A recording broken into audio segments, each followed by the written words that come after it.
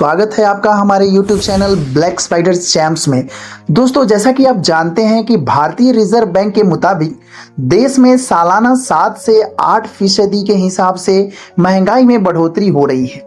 ऐसी स्थिति में सैलरी में बढ़ोतरी बहुत जरूरी है, क्योंकि अगर सैलरी में बढ़ोतरी नहीं होगी तो लोग महंगाई से मुकाबला नहीं कर पाएंगे और उनकी बचत जो है वो बिल्कुल कम हो जाएगी।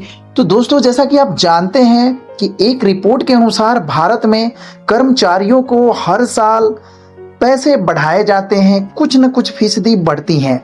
लेकिन अगर अप्रेजल का टाइम हो और आपको अपनी सैलरी बढ़वानी हो तो आपको भी ये 5 टिप्स तो आनी ही चाहिए, या फिर इन 5 टिप्स की जानकारी आपको होनी ही चाहिए। तो आज के इस वीडियो में हम बात करेंगे ऐसे महत्वपूर्ण 5 टिप्स के ऊपर जिससे कि आप अपने सैलरी में इंक्रीमेंट ला सकते हैं। तो चलिए शुरू करते हैं आज का वीडियो।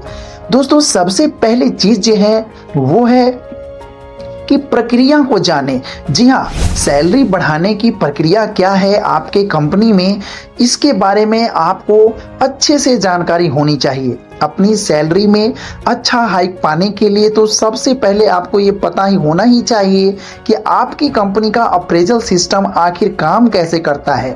आपको अपने बॉस से पूछना चाहिए कि क्या फ्लेक्सिबिलिटी मौजूद है और वेतन बढ़ाने के लिए क्या तर्क है।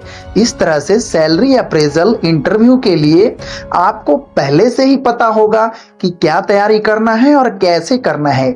पॉइंट नंबर 2 की बात करें तो अपने बॉस से इसके बारे में बातचीत करें। जी हाँ, अगर आपको यह याद रखना चाहिए कि यदि सैलरी हाइक तय किए गए उद्देश्यों या स्टैंडर्ड के प्राप्त करने के बदले ही मिलता है, और यदि इस संबंध में बॉस के साथ आपको बैठकर पहले ही बात कर लेनी चाहिए।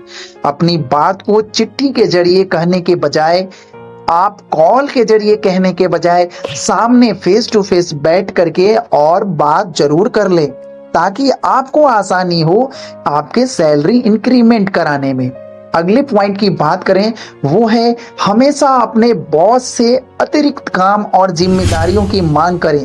कहते हैं ना कि काम चोरी करने से कभी कभी नुकसान आपको हो जाती है। आप हमेशा अपने बॉस से नए काम और अधिक जिम्मेदारियों की मांग करें, ताकि अपने अप्रेजल इंटरव्यू में आप इस बात को रख सकें और इस अप्रोच से इस बात को कह सकें कि आपको बेहतर सैलरी हाइक क्यों मिलनी चाहिए और आपने क्या क्या किया है। नेक्स्ट पॉइंट की बात करें दोस्तों, वो है वेतन की जांच, यानी कि सैलरी रिसर्च।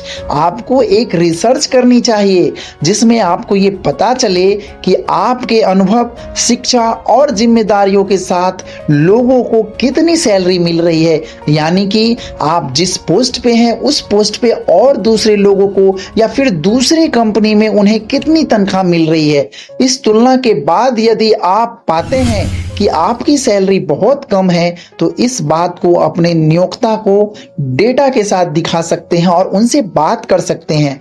अपनी क्षमताओं को दिखाने के लिए उसे बताएं कि आपके आने के बाद से कंपनी को क्या फायदा हुआ है या आपने कौन से नए बदलाव किए हैं।